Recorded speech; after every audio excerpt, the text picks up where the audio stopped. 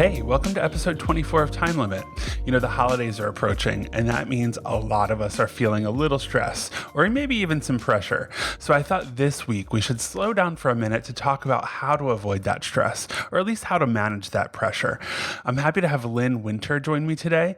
Lynn is a digital strategist and the founder of Manage Digital, an annual digital project management conference in Minneapolis. She's also a mom, a content strategist, and a videographer. She's also a freelancer, so she's got the potential for a lot of stress. But she's been finding better ways to manage that stress and burnout, so much that she's been speaking at a lot of conferences around the country about how to avoid burnout, specifically in project management. So I'm really happy to have Lynn join me today. Hey, Lynn, thanks so much for joining me today. Thank you for having me. Awesome. So I should mention for our listeners that we are recording just a couple days before Thanksgiving. And to me, this kind of feels like the perfect time to talk about burnout. I mean, honestly, I'm so ready for a little bit of a holiday break. And I feel like this time of year kind of always gets to me, like things start piling up. I'm not sure if you feel the same way either, but I start to feel burnout toward the end of the year. Absolutely. You tend to take time off just to be able to do all the tasks or prepare the Thanksgiving dinner. So you forget to take the time just to relax and do something nice for yourself. It's so true. It's like there's just so much more on your mind this time of year. So what I want to do is kind of take it a step back because I'm kind of pushing us forward in the conversation. But I mentioned that we're going to talk about burnout. And you've been speaking on burnout kind of as it relates to project management quite a bit recently, which I'm excited to have you here to talk about it. And I'm sure that there are plenty of stressed out project managers listening out there. And we all kind of handle stress differently. So I kind of want to set a baseline for the conversation because I'm talking about stress and burnout. But how do you define burnout? Yeah. So I think about it as either a physical or an emotional exhaustion that goes on for a long time. So it might be both physical and emotional. For me, I started having a lot of physical reactions that was a sign of what was going on, but essentially it goes on for a long time. It doesn't seem to have an end point, and it stresses out kind of work or your family life. Got it. Yeah, definitely have been there. What do you think brings burnout for project managers specifically? Yeah, well, I think there is some challenges that project managers deal with that maybe other folks don't. And so, with the role of a project manager, we are often kind of the patriarchs or the matriarchs of the team. You know, we spend all the time making sure everything's lined up, that everyone gets what they need, from, your teammates to your clients. And we're just taking care of all the details. And there tends not to be anyone behind us taking care of ourselves. So, we will stay up all night. We will start early to make sure things are on track, because if they aren't where they need to be, then the project doesn't go off the way it needs to.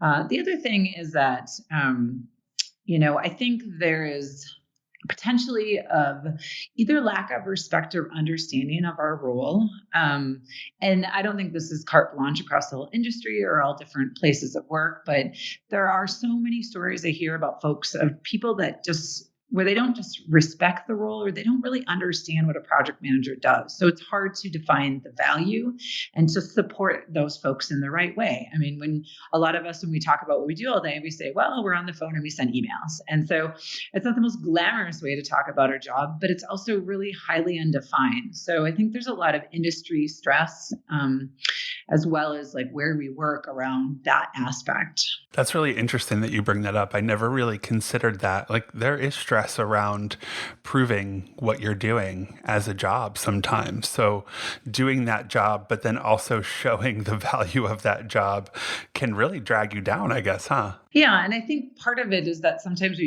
we often go to the definition that burnout means you have a lot of work on your plate, but that's just one form of burnout. You can also be extremely burned out because you're undervalued, you have no challenges, you're just not feeling pushing or values. So I think there's so many different aspects to that.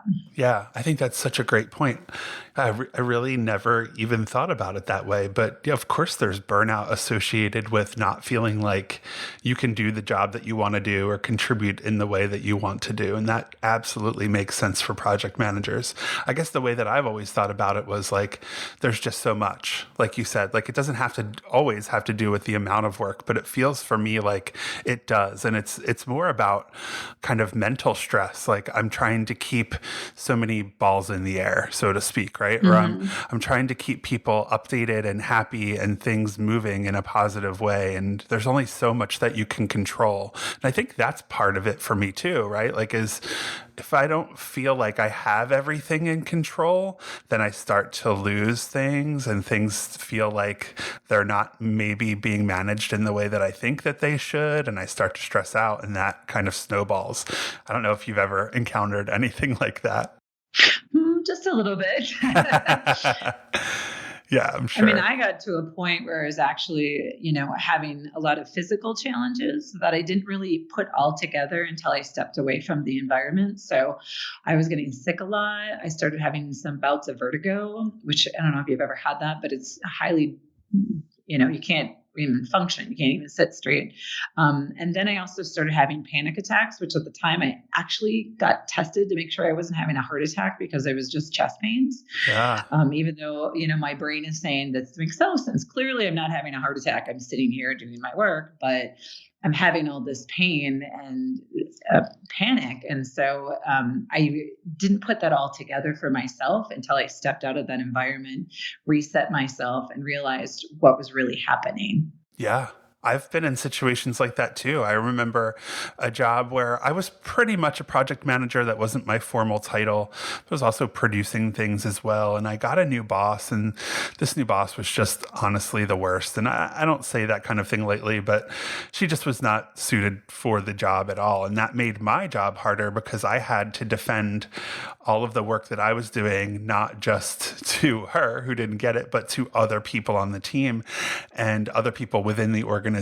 And it was a lot of stress. And I felt like I was doing the right thing, but I would leave work every day with insane headaches. And Mm. it wasn't until maybe a couple of years after I left the job that I realized the reason I was getting those headaches was actually because of the work. Like I was actually starting to get worried that I had some kind of health problem going on. And my wife felt the same way. But once I kind of moved on from that role and that situation, and I wasn't under such severe stress, things got better for me and things were easier, not only in my job, but also like after work. I wasn't thinking about work all the time either. And I think that's another thing that happens, right? It's like your work-life balance tips a little bit in the wrong direction and everything starts to fall apart. Just a little bit. Yeah. Yeah. Yeah. Well, I also think when I talk to folks about it too, when they're kind of like, since I started talking about burnout, people have come up to me and told their stories. And, I feel really bad because people are in these tough situations. And it's to a point where you feel like you can't even make that first step to make a change. But I kind of try to think about it in three different aspects of like how to figure out the problem or solve the problem or identify what's going on. And the first one is like making sure you're in the right industry. Because like the truth of the matter is our industry in digital demands longer hours. There's much more access. Like my husband works in a different industry and he didn't even know what Slack was, until I brought it up to him a couple months ago. And I Hmm. like made fun of him and then realized, wait a minute, like how amazing would that be not to have a ding coming in every couple minutes? Like that's a different world he lives in. So like, is the industries even the right thing for you? Then is where you're working, right? Like you had a bad boss once. I hear that a lot. Like people don't leave right away. If you're putting up with a negative environment or a bad boss, that doesn't change. But maybe that place doesn't really know what a project manager does or knows how to value it or doesn't give you opportunities for growth. Maybe you're not even allowed to talk to clients. Maybe that's just not the right role of how they're placing it at that organization. And then I think really you've got to look at yourself. Like, I'm a perfectionist. I tend to overcommit myself all the time. And so those are choices that I'm making. The other thing, though, is people are, when you try new jobs and roles, so like a lot of times developers maybe move over to be a project manager, sometimes it is a square peg in a round hole, like it's not the right fit. And so there's a high amount of stress that happens. And maybe it's just not the right fit or the right place or the right time. Yeah. Yeah, I think you're right. I think no matter where you do it, project management's going to come with a little bit of extra tension or stress or whatever you want to call it, right? But I'm wondering, like, do you think PMs are more prone to burnout than other people or other roles on teams? I do. And I think it comes back to what we talked about earlier about them taking care of other people and really that respect or understanding. And so if you work at a place that really values the role, understands what the role does, and takes care of you, it's going to lead you in a better place. But that goes with any role, right? If you have a really good boss and they respect your, balance, your time, and where you're going to go, that makes all the difference. But then there's the whole like PM thing where there's, sometimes negative attitudes about product managers, or, we spend so much time like just hounding people to fill out their timesheets. Like, we don't have the sexiest job sometimes, right? We're like mothers and fathers. True. And I think that can get really stressful. Like, when you ask for feedback, they're like, yep, that would be nice, wouldn't it? And I'm like, what? Like, I can't do that to you. What if I didn't help you get your job done? So there can be sometimes challenges around that that are special for us folks. I agree. I mean, I had Suzanne Madsen on the podcast a few weeks ago, and we talked about leadership versus management. And I think, a lot of what you're talking about in the kind of management category, it makes a lot of sense, right? Like, as PMs, you're responsible for managing projects and process and making sure that things are moving and you're making positive progress. But on the other hand, you're kind of responsible for people as well, but you're not really. And I think that adds to that tension, right? That is like, I can ask people to do things and I can do everything I can to motivate them to do things, but I can't make them do things. And I think that's really tough because that's a really tough line to walk. And I could see that contributing to people just kind of stressing out and being concerned about the role that they're in too. It's about, you don't have the authority, so how do you lead? But it turns out you don't need authority to lead, but you have to have the right culture and the right buy-in to make it happen. So it's tough. It's like literally a perfect storm of things for it to be a great role in project management, which can be tough. But kind of back to burnout, are there any signs that you've noticed that people should be looking for when it comes to burnout in order to either help a coworker or to know, like, for yourself, like, it's time to take a step back and reevaluate and figure out a different path? Yeah. Some things I think about is really, just exhaustion. Like, how are they taking care of themselves? Do they talk about how they don't get any sleep? Do they just seem not as functioning in meetings and talking to you as they can be? Another step is isolation. So maybe they don't want to go out for lunch ever. They're just sitting at their desk. Maybe there's social functions where happy hour is kind of a thing at your organization, but they're not attending anymore. So that may or may not be a concern. Negative attitude comes along at some point. And then sickness, most, like, a fourth of us come to work sick, and I've done it many times. But folks that are burned out, they're actually 1/4 more likely to hit the ER too. So are people coming in with their colds and being sick? The way technology is today, nobody should be doing that anymore. You can stay at home, get some rest, and work a little bit if you have to. Another thing is vacation. There's a study that said in 2017, half of people forfeited their vacation in the US, which blows my mind, but I am totally guilty of that. Like, you're saving it, you want to move it over and you're not using it. And so if you have folks that aren't taking regular vacation, that is also wearing on them. I worked with a developer once that would save all their vacation till December, and then he just loved it because he had a whole month off. Well, let me just tell you, when we hit October and November, he was kind of cranky. Like, it's hard. You need to take that time for yourself, get out, and then not work on vacation. They say that 2/3 of people work on vacation. Wow. So you either not need to do it or you need to separate it. Like, so for me, it's really hard to do that because I'm freelance and my husband's also has his own business. So what we've started doing is figure out, like, negotiate a time and or figure out a plan before we go. So we went to Sedona last March and we said, okay, no work emails, no checking anything until the kids go to bed at 9 o'clock. And then you can have 2 to 3 hours to work as you want. The other person go to sleep or they can work too.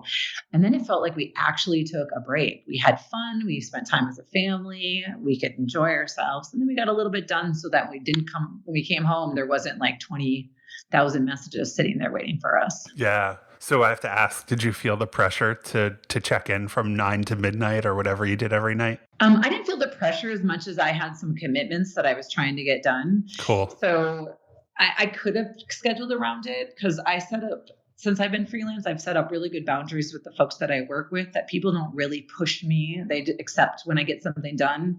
So I spread things out, tell them when I get it done, and just meet the deadline. So I'm in a much better place with that. But I personally just don't like to have everything there when I get back, because then it also feels like vacation washes away. So it became a really good balance. And we went to Wisconsin Dells for a couple of days and did the same thing. And it worked out well because nobody was mad at anybody for working, and we still had fun, and we still took time off. Right. And your kids basically never knew that you were working because they were probably asleep Exactly. anyway. Yeah.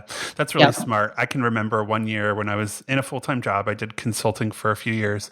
But I decided, we were walking around Disney World with my daughters, and I decided, I'm going to check in on email. And right away, I regretted it because there were emails from coworkers that seemed like they were urgent things that they should have reached out to me by text or phone for, but they emailed me and it felt like things were slipping. So it kind of like ruined my whole day of vacation. And I think at that point that was when I decided, okay, when you're on vacation, be on vacation, really just protect yourself from the stuff that comes along with work, because if you're like me, even the smallest thing can worry you or get on your nerves or whatever it might be. So I think, to your point earlier, it's kind of like know yourself a little bit so that you can do what's right for you.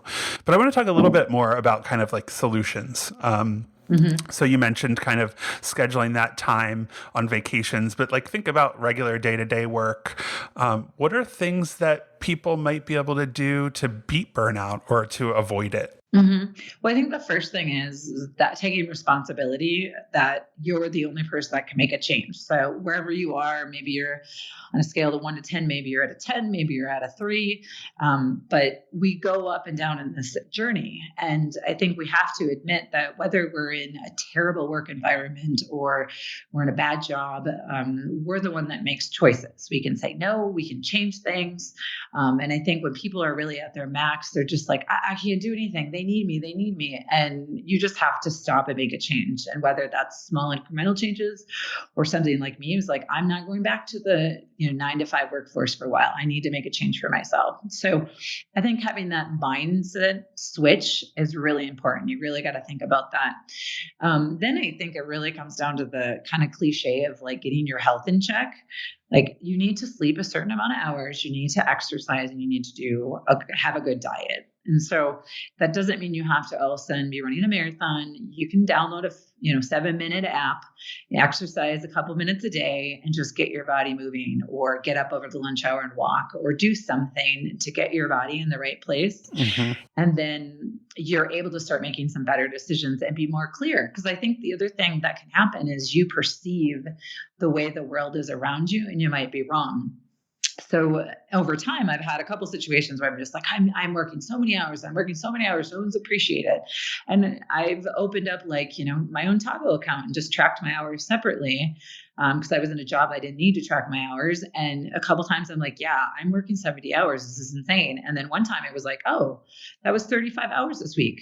Okay. my brain is not thinking properly. I don't even see what's happening. So Hmm. you kind of need to get reset in the right way to make sure that you're seeing the right things. Yeah. I think that's a really good And point. I think, not to cut you off, Lynn, but oh, no, that's one great. thing that you mentioned that's interesting to me is like, we're talking about these like negative situations where there's like too much work and you're burnt out because there's so much, or your boss is bad.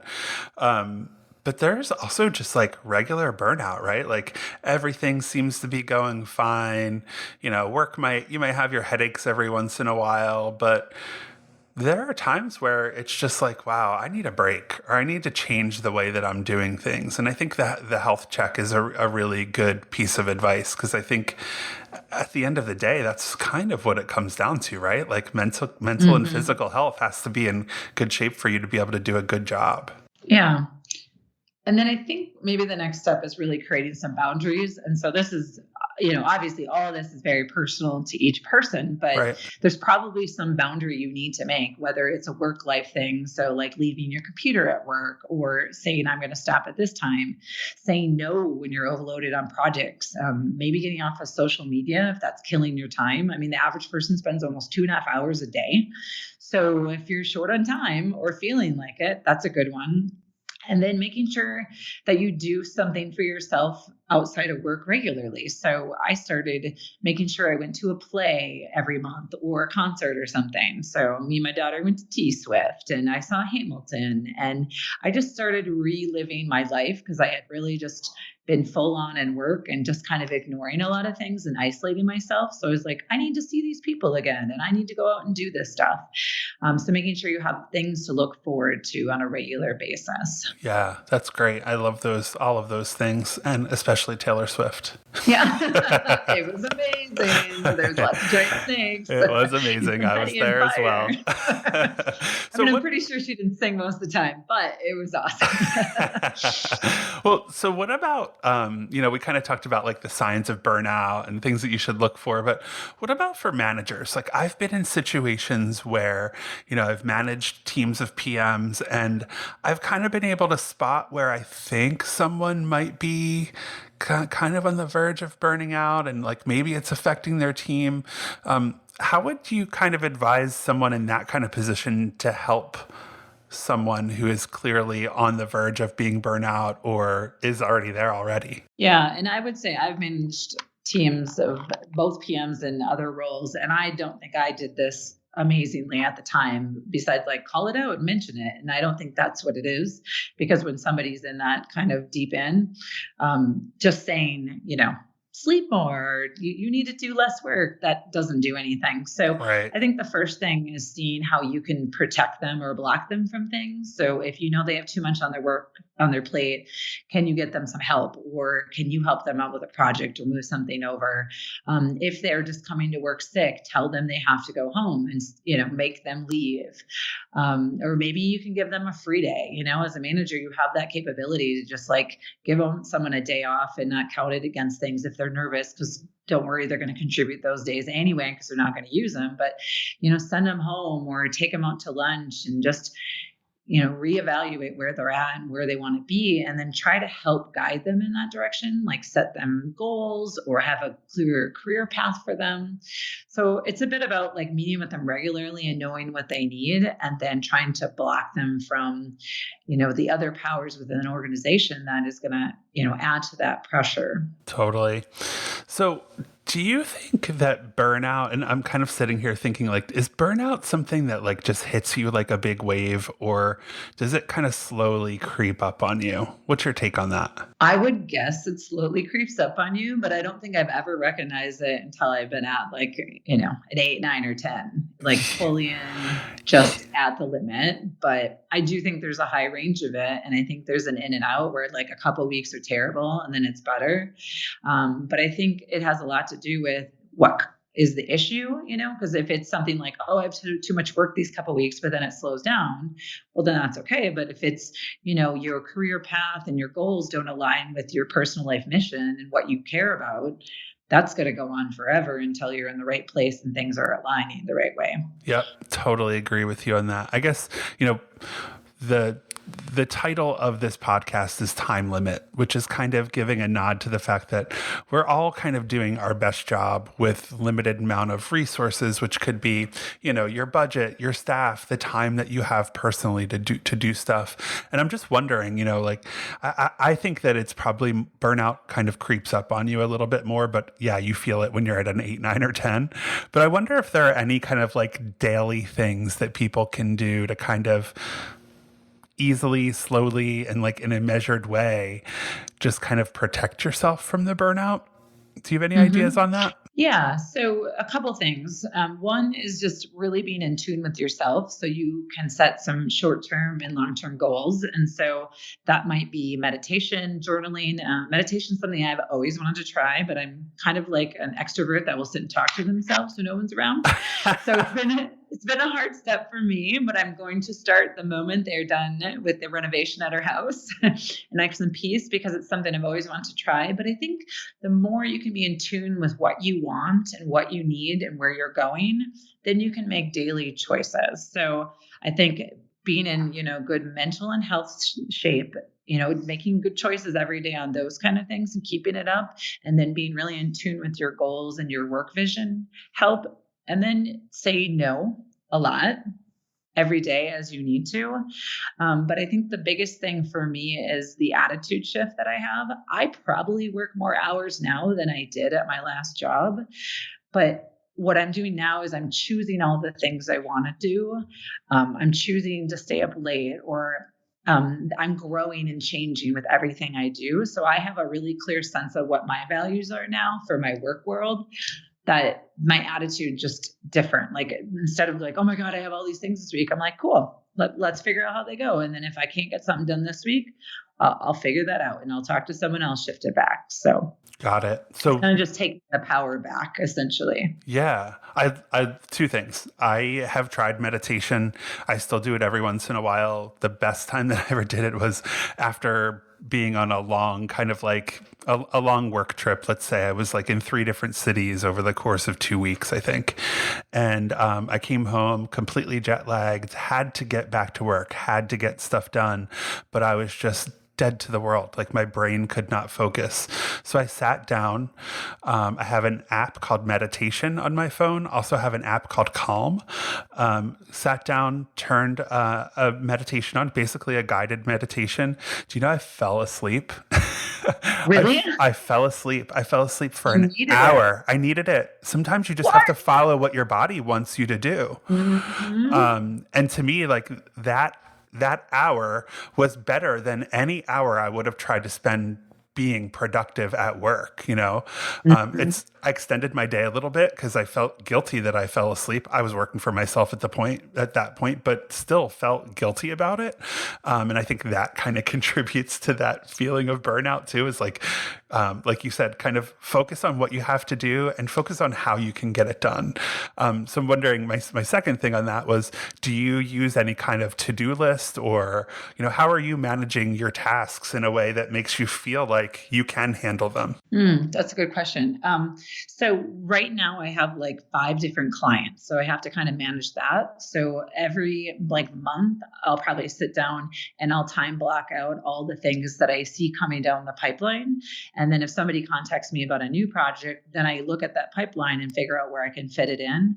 And then on a weekly process, usually on Sundays, I'll sit down and I'll look at what's on the week that I had put out there for tasks, and I'll make sure that they're spread out. So some things are like 5-minute, right? So I'll have an hour where I'll have like 8 little things in my calendar of what I need to do. And I just put it in my Google Calendar, nothing fancy. And then it's blocked out in that. And then if I realize I have too many things, I look to see if like essentially what could go to an icebox, what's not important to get done this week that I can move to next week. And just block it out that way. I also do things, I have a really good boundary with my clients, which is a good relationship too then. But I try to only do meetings twice a week so that I'm at my home getting more work done and I'm not interrupted all week. So I block those together on certain days. And then I just, I snooze if I need to. If I need to work for 3 hours, I snooze my Slack and don't talk to people because nothing's going to blow up in 3 hours. Yep. Yeah, we do a lot of that same stuff at TeamGantt. So we use Slack. We're all a distributed company. We use Slack for communication, but it's really only on an as-needed basis. So you're not constantly annoyed by people Oh, pinging you on nice. Slack, which is really nice. It's a really hard to balance that, right? Like to feel like you're getting the right amount of communication, but also keeping everyone informed and not annoyed. So we do that. We also are pretty good about balancing our time, or at least myself. So I do similar to what you do. I'll go into my calendar and I'll start thinking about what are the tasks that I need to get done. And then I basically just block out time on my calendar. So that way, that time's usually flexible. If somebody's trying to schedule a meeting for me that in a day, like I'll be able to move things around if I need to. But that allows me to kind of manage my time in a way that I'd never done really with like just a to-do list, you know? So I like that. I like that we're both doing something really similar there that I don't think a lot of people do, but it kind of makes sense if you're thinking about your time and trying to spend your time in a way that's not going to be wasteful. Like, why not just block out time for things that you need to get done? Seems pretty And simple to me. what I used to see for myself, and I've seen with other people, is that you just spend the day scurrying around dealing with the things that come up. And then 4 o'clock comes around, people start going home, and that's when you get your work done. But it never felt good, and I never got where I needed to go. So I stopped doing that. So I think everybody should book X amount, the right amount of time. Maybe it's like 2 5-hour chunks, or it needs to be smaller, 2 hours every day for every single week that can't be booked for meetings. And then when you go to book meetings, you don't take your time away. Like nothing's going to happen besides the project being delivered maybe 2 days later. Right. So you need to make sure you have that time instead of going from meeting to meeting to meeting, because you're not providing a lot of value at that point. You're Right. just barely functioning. Maybe you didn't even have lunch and you're just scribing. And that's not the best you can bring to a meeting anyway. Sounds like meeting burnout, which I think a lot of organizations face anyway, right? Like too many meetings, you're pulling a meeting together for any given issue that could be handled over Slack or email or TeamGantt, whatever. So yeah, I totally agree with you on that. Well, Lynn, this has been really awesome. I think I'm going to go and start blocking out time during the nights for me to get stuff done leading up to the holidays, just based on this conversation. So I'm not burnout by the time we get there. But thank you so much. Is there anything else about burnout that you want to talk about or mention or resources to share? No, I would just say that, you can do it. I go, I challenge myself every single week. I'm not perfect and I screw up and I don't exercise when I want to, but if you can take steps towards it and make, have a good attitude and do it for yourself, wherever you want to be, it really can work and you can feel a lot better. So that's awesome. Well, thank you again for joining me on Time Limit, and have a good rest of your day and good holidays too. Thanks for having me. Thanks. All right, folks, that's it for this episode of Time Limit. I hope you've been enjoying the show, and if you are, please rate us where you get your podcasts. And while you're at it, check out TeamGantt at teamgantt.com and come back for episode 25, which will be all about managing distributed teams. Thanks.